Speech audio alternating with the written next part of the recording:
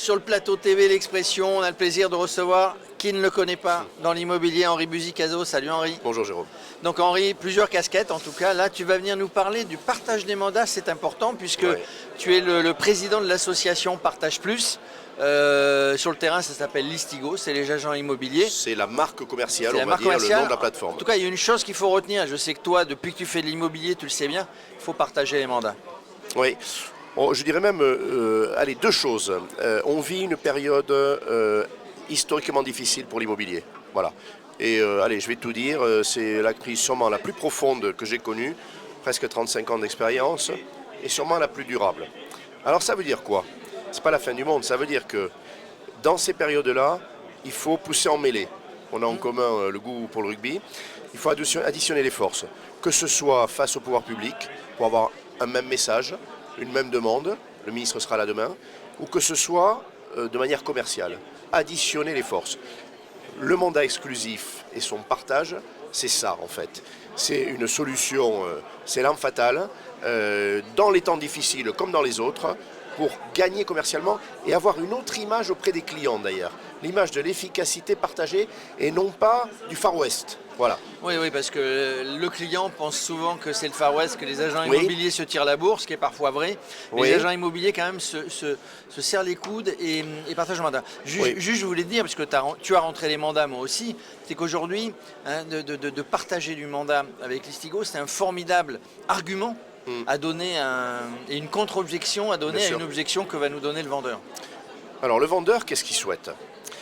Il souhaite, ayant un problème, c'est un problème, on a un bien à vendre, qu'il soit vendu vite et bien.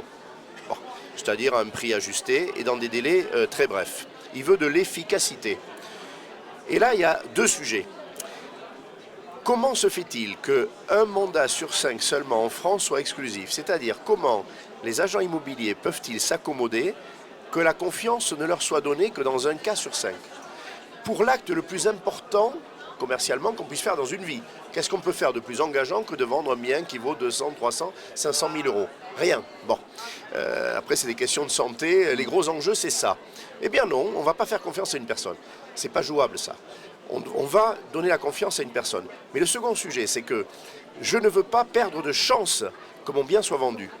C'est un concept juridique. C'est-à-dire, je le donne à un professionnel. Comment va-t-il avoir accès à la demande au sens très large? C'est très simple, uniquement si le mandat que je vais donner, il le partage, c'est-à-dire il permet à un nombre très important de professionnels de l'exposer aux yeux de sa propre clientèle. C'est ça le partage du mandat exclusif. C'est ce que j'appelle l'arme fatale.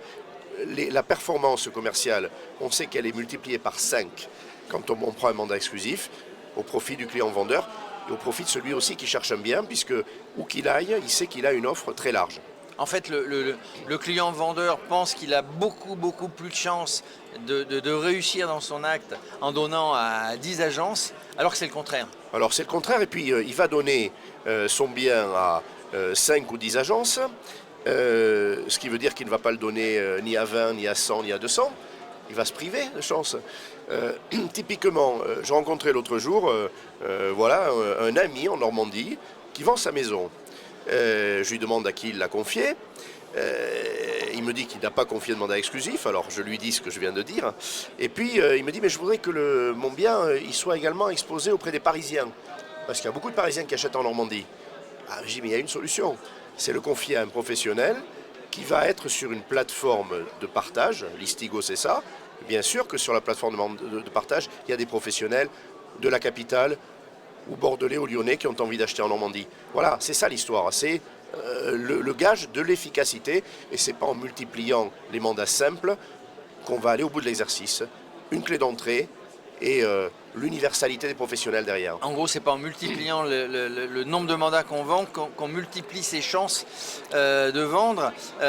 Par contre, il faut dire à nos collègues agents immobiliers qui connaissent, ça va, qui ne connaissent pas Listigo, c'est dire il y a des règles, c'est-à-dire qu'on ne peut pas faire n'importe quoi entre agents immobiliers quand même. Donc c'est bien réglé tout ça. Il faut à la fois des règles et à la fois de la simplicité. Il y a deux choses à dire sur Listigo. Pour résumer, la première chose, c'est que sont admis à déposer un mandat sur la plateforme et à le partager tous les professionnels au sens du respect de la loi. Alors le respect de la loi, ça veut dire exercer sous couvert d'une carte professionnelle, on sait ce que ça veut dire.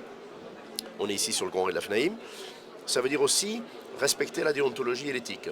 Et qu'il y a donc chez nous une commission qui peut exclure un professionnel qui exerce réglementairement mais qui ne se tient pas bien. Ouais. C'est mal comporté. Il y a des avis clients, enfin voilà, on apprécie de diverses manières. Mais tous les professionnels sont bienvenus. Ça veut dire qu'on soit négociateur d'une agence immobilière et qu'on soit salarié. Si le patron y consent, on travaille sur l'Istigo. Qu'on soit agent commercial, indépendant, avec une agence immobilière ou avec un réseau de mandataires, on est évidemment habilité, puisqu'on travaille dans les règles de l'art. Une ouverture totale, voilà. Le marché aujourd'hui, il est polymorphe, il y a plusieurs types de professionnels, ils travaillent dans les règles de l'art, ils sont les bienvenus. Deuxièmement, la gratuité. Bon, on a un modèle aujourd'hui, il pourra évoluer aujourd'hui très clairement. C'est le meilleur qui soit pour un professionnel, surtout par ces temps difficiles.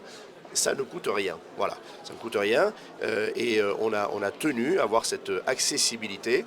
J'ajoute aussi qu'il n'y a pas de politique, c'est-à-dire qu'il n'y a pas d'organisation, il n'y a pas de réseau. C'est une plateforme, c'est un dispositif ouvert. Il est extrêmement simple de s'en servir et avec aussi la liberté d'ailleurs de l'équation de partage des honoraires.